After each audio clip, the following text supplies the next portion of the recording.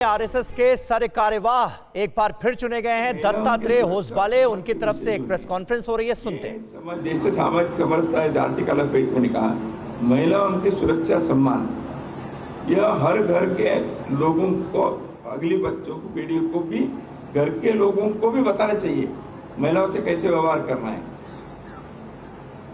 शिक्षा में आनी चाहिए, हमारे साहित्य में, फिल्म में, नाटक में, क्योंकि समाज के साथ, बहनों के साथ व्यवहार कैसे करना ये स्वाभाविक रूप से होना चाहिए। लेकिन ये घटना जब होती है इस प्रकार के, इसको तो भर्त्सना करनी है, खंडन करना ही है, उसके विरुद्ध आवाज उठानी चाहिए, वो तो हम करेंगे। लेकिन ये घटना हो गई, उस समय विरोध करना केवल वो करने से होता नहीं है। इसलिए समाज में इस प्रकार के का महिलाओं के संदर्भ में क्या हो रहा है, या तो देवी या तो दासी, एक्सट्रीम में सोचते हैं, ऐसे ना हो। तो दत्तात्रेय होसबाले को आप सुन रहे थे। आरएसएस के सरकारवाह एक बार फिर चुने गए हैं दत्तात्रेय होसबाले, और आने वाले वक्त के लिए आरएसएस की क्या योजना है, इसके अलावा देश के तमाम जो बड़े मुद्दे हैं उन पर आरएसएस के क्या विचार हैं, इसके बारे में उनकी तरफ से डिटेल जानकारी दी जा रही है। राम मंदिर को देश की अस्मिता का प्रतीक बताया है दत्तात्रेय होसबाले ने। इसके अलावा किस तरह से जो आरएसएस की रीच बढ़ाने की कोशिश की जा रही है उसका भी उनकी तरफ से जिक्र किया गया। यहाँ हमने चर्चा भी नहीं की, क्योंकि इलेक्ट्रल बॉन्ड का एक प्रयोग है, इस प्रकार के प्रयोग को करें और उसमें जो चेक्स एंड बैलेंस करने चाहिए वो कर सकते हैं ना, चेक्स एंड बैलेंस करके ही कर रहे हैं, वो करें। और इलेक्ट्रल बॉन्ड के एक अचानक आज आया ऐसे नहीं, पहले भी इसके विषय पहले भी हुआ है, एक इम्प्लीमेंट करके प्रयोग के नाते लाए हैं। कोई भी परिवर्तन आता है तो उसके 4 प्रकार के प्रश्न कई बार उठते हैं। ईवीएम के बारे में किसी ने उठाया जब इंट्रोड्यूस हुआ, तो कई चीज़ें जब नई बात आती है तो उसके बारे में 4 प्रश्न उठते हैं। गलत नहीं है, लोगों के मन में आ सकता है, लेकिन the time will tell how beneficial and effective new system is. तो इसके लिए प्रयोग करने के लिए छोड़ना चाहिए, ये संघ का विचार है। माइक दीजिए। Deepak Ranjan, PTI video services से। वार्षिक रिपोर्ट में कहा गया है कि मणिपुर की स्थिति ने समाज के 2 वर्गों मैतेई कुकी के बीच गहरा घाव पैदा किया है। यह दुर्भाग्यपूर्ण है कि सीमावर्ती राज्य गहरे और अकथनीय दर्द से गुजर रहा है। उस संघ ने वहाँ स्थिति को सामान्य बनाने के लिए क्या कुछ प्रयास किया? उसका अगले वाक्य में है, आपने जो पढ़ा उसके अगले वाक्य में वो है। हम आपसे सुनना चाह रहे हैं। मैंने ही बताया, लिखा है। ऐसे संघ के कार्यकर्ता मणिपुर में, संघ के स्वयंसेवक दोनों में हैं, कुकी में, मैतेई में भी, और मैतेई कुकी दोनों नहीं है, ऐसे में भी है स्वयंसेवक। वहाँ नेपाली लोग हैं, वो नैतर मैतेई नार कुकी नेपाली भाषी है। ऐसे बहुत सारे लोग मणिपुर में हैं, उन सबके बीच संघ का कार्य है, स्वयंसेवक का कार्य करता है।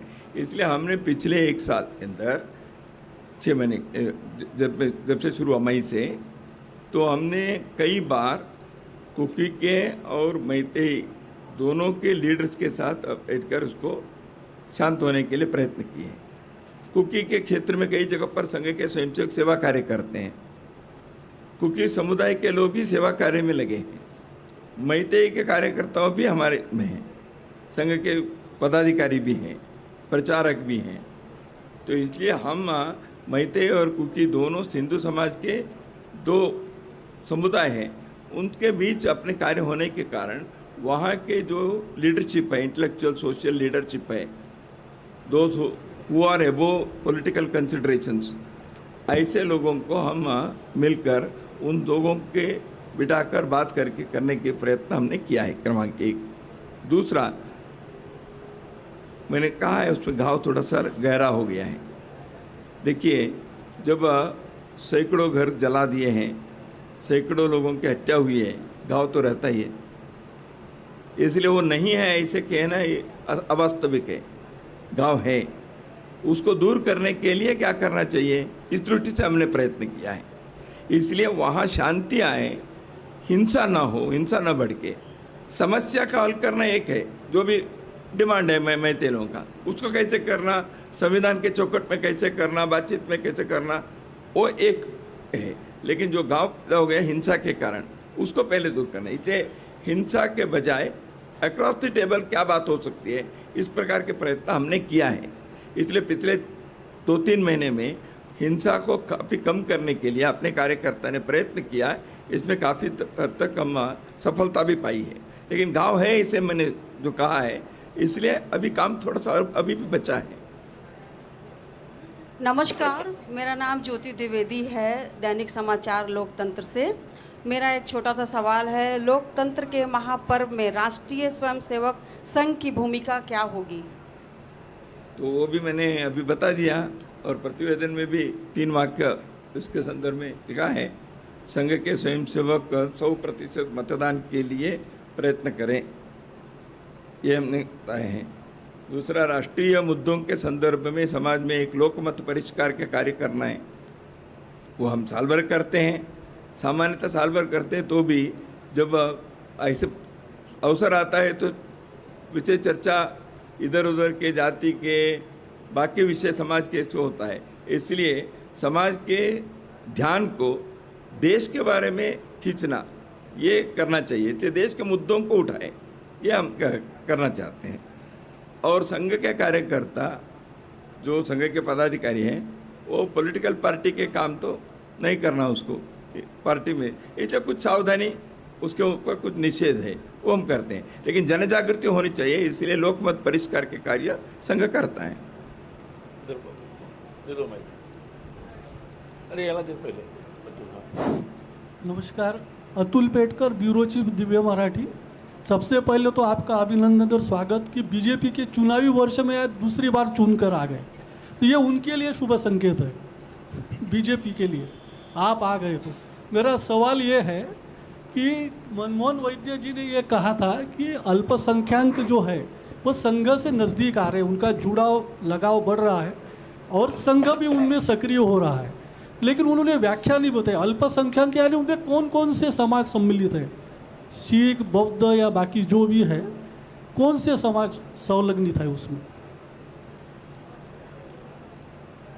उनका कहने का अर्थ है, वैसे अल्पसंख्यक एक कॉन्सेप्ट ही जो अपने देश के संविधान में है, उसके बारे में भी पुनर्विचार अपने को सबको करना चाहिए। क्योंकि यह अल्पसंख्यक कहने से देश में कुछ अलग अलग होते, तो फिर देश किसका है? सबका है ना। तो इसलिए सभी है। लेकिन अल्पसंख्यक कहने के एक पद्धति या वो विचार चल पड़ा है दशकों से। इसलिए रूढ़ार्थ में जो हिंदू हैं, हिंदू कोड बिल से जो हिंदू मानते हैं, वो सभी का संगठन संघ करता ही है। अल्पसंख्यक कहने पर मुस्लिम समुदाय और ईसाई समुदाय भारत में सामान्यतः उनके अल्पसंख्यक माना है। तो मैंने जैसे बताया आपके प्रश्न के उत्तर में, उनके साथ भी पूजनीय गुरुजी गोलवालकर के समय से लेकर सभी पूजनीय सरसंघ चालक ने संवाद रखने का प्रयत्न किया है।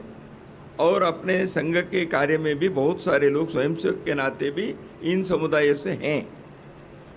हम उनको शोपीस बनाकर दिखाना नहीं चाहते, देखो हमारे पास इतने मुसलमान हैं, इतने ईसाई हैं, आवश्यक नहीं है, करना भी नहीं चाहते।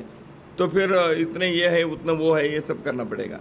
हम सबको राष्ट्रीयता से हिंदू मानते हैं, लेकिन स्वयं को राष्ट्रीयता से हिंदू अभी नहीं मान रहे हैं, अथवा रिलीजन से नहीं मान रहे हैं। ऐसे लोग डायलॉग के लिए संघ के पास वो भी बुलाते हैं। कई ऐसे हुआ है, हम भी जाते हैं। केरल में ईसाइयों के साथ हम बैठे हैं, मुसलमानों के साथ मुंबई में, दिल्ली में, हर जगह पर हमारे प्रमुख कार्यकर्ता स्वयं सरसंघ चालक जी से लेकर कई लोग करते हैं। इसलिए उन्होंने ये दिखाया है, जो मनमोहन जी वैद्य ने कहा, उन्होंने ये उत्साह दिखाए हैं, उत्सुकता दिखाए हैं। हम संघ से डायलॉग करना चाहते हैं, बात करना चाहते हैं। हमने हमेशा इस डायलॉग को, कोई नज़दीक आता है तो हमारे दरवाजे खुले हैं, हम करते हैं। सिख और इसके नहीं है इसमें।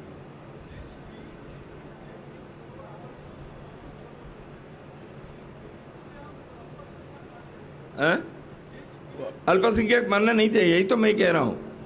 ये संविधान में माइनॉरिटी से नहीं, अब आर्टिकल 30 में रिलीजियस एंड लिंग्विस्टिक दोनों माइनॉरिटी कहा है, तो है ना संविधान में।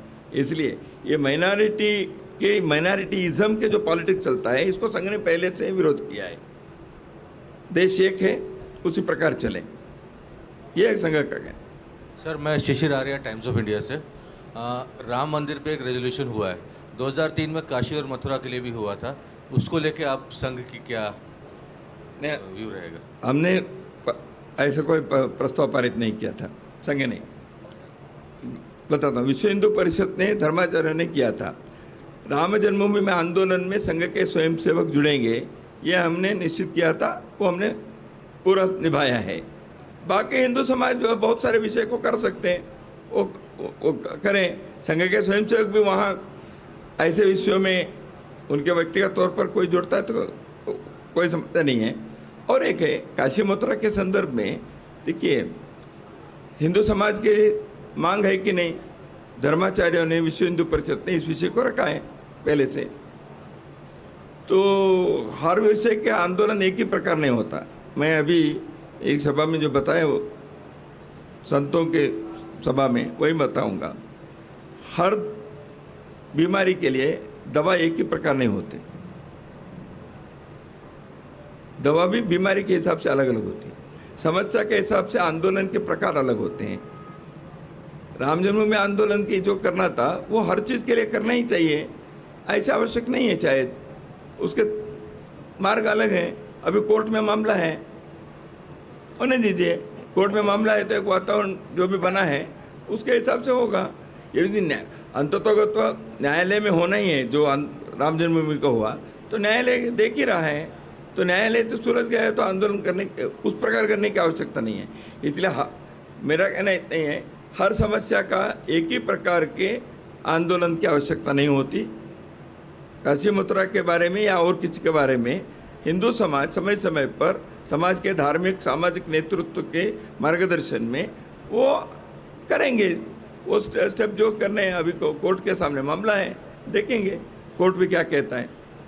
Sir, Dimple Sharma, first India news Jaipur से। अभी आपने बात कही है कि संदेश खाली वाली जो घटना थी उस पर विरोध करने से ही नहीं बल्कि मानसिकता में भी बदलाव ज़रूरी है, तो उसको लेकर आगे क्या शिक्षा में या किसी तरह का पाठ्यक्रम ऐड हो, सोशल मीडिया कैंपेन किसी तरह का चलाया जाए? और जैसे कि राम मंदिर में अभी सफल अभियान हुआ था डोर टू डोर संपर्क करके, तो आगे महिला सुरक्षा को किस तरीके से बढ़ावा दिया जाए, इस पर संघ का क्या कहना है, इसको लेकर जवाब चाहिए। एक बात मैंने पहले बताई, महिला सम्मेलन के जो हुआ देश भर में, लगभग 450 सम्मेलन हुए हैं, 5 लाख से अधिक महिलाएं इसमें आई। इसके फॉलोअप एक्शन में इस प्रकार के बात में बहनें सोचेंगे तो संघ उनके समर्थन देकर हम करेंगे। संघ हम तय करें वही होगा, बहनें तय करें, हम समर्थन में पीछे खड़े हैं, ये हमारा एक।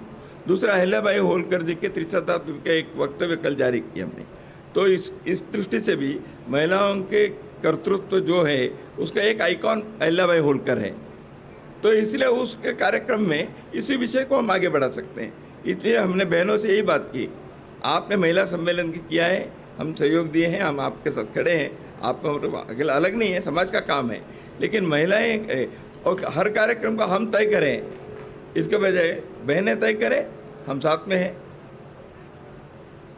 आखिरी 2 प्रश्न लेते हैं अभी, 1 2। हाँ दीजिए, माइक दीजिए। मनुवाद या फिर संघ को हराने के लिए हमें भारतीय जनता पार्टी को हराना होगा, ये बात हर बार विपक्ष अलग अलग तरीके से बोलते हैं, लेकिन संघ कभी भी अपनी ओर से कुछ भी जवाब नहीं देता। अब इस वक्त पूरा देश उत्सुक है इलेक्शन के लिए, संघ अब क्या उत्तर देगा? संघ वही परंपरा आगे करे। देखिए, इस प्रश्न को उत्तर देने की आवश्यकता नहीं पड़ती। संघ अपने कार्य से उत्तर दिया है और देता रहेगा। समाज भी ऐसे प्रश्नों के बारे में उसके उदासीनता से देखकर संघ के को समर्थन किया है, तो इसलिए उत्तर मालूम है। और एक मैं बता देता हूँ, ऐसे प्रश्न खड़ा करने वाले लोगों को भी उत्तर भी मालूम है, वास्तविकता भी मालूम है, और कई ऐसे कहने वाले लोग प्राइवेटली कहते हैं आपने को अपने राजनीति करनी है, आप अपने काम करिए। तो ठीक है, उनको करना है, इसलिए उत्तर देने की जरूरत नहीं है। वाणी से देने की जरूरत नहीं, काम से देना वो दे रहे हैं हम। मैं विकास वैद्य हितवान न्यूज़पेपर से हूँ। आपका अभिनंदन, आप पुनश्च निर्वाचित होने के लिए। और एक मेरा सवाल है कि भारत सरकार ने 2047 जो मतलब जब अपनी फ्रीडम की जन्म शताब्दी हो रही है, तो उस विषय में विकसित भारत ऐसी एक संकल्पना है, तो संघ की भूमिका क्या है उस संदर्भ में? संघ अभी शताब्दी वर्ष के कार्यक्रम को हमने जो सोचा है उसके बारे में सोचेंगे। सामान्यतः अमृत काल के संदर्भ में पूजनीय सरसंघ चालक जी ने, मैं आज सरकारी वहाँ और बहुत सारे लोगों ने इस अमृत काल के संदर्भ में हमने सार्वजनिक रूप से कहा ही है। मैंने अभी प्रारंभ में भी जो कहा, एक स्वाभिमानी समृद्धशाली सुगठित भारत के सपना देखते हैं, जो विश्वगुरु ऐसे कल्पना पहले से है, उस प्रकार के कार्य के संदर्भ में हमारा काम है। अब उसके लिए डिटेल योजना क्या बनानी चाहिए, केवल संघ नहीं बनाएगा। हम चाहते हैं समाज के सब प्रकार के लोग इस विषय में जुड़कर करें। इसलिए हम समाज के सज्जन शक्ति को मिलकर, समाज में संत शक्ति हैं, देश के उद्योगपति हैं, देश में शिक्षा क्षेत्र के लोग हैं, थॉट लीडर्स हैं, ये सब मिलकर इस विषय के बारे में सोचें। ये it is not the agenda of any one organisation और मूवमेंट और वन सेक्शन ऑफ पीपल, पूरा देश का है। और भारत के जो उत्थान होना है वो दुनिया के लिए है, केवल भारत के लिए नहीं है। इसलिए 2047 के संदर्भ में अमृत काल के इस विषय में इन सारे विषयों को करना चाहिए, ये हमारा है। Detail planning will cross the bridge when we approach. तो शताब्दी वर्ष होने के बाद हमारे कार्य के जिस प्रकार से हम आगे बढ़ेंगे उसमें हम प्रोग्रेसिव अनफोल्डमेंट करेंगे।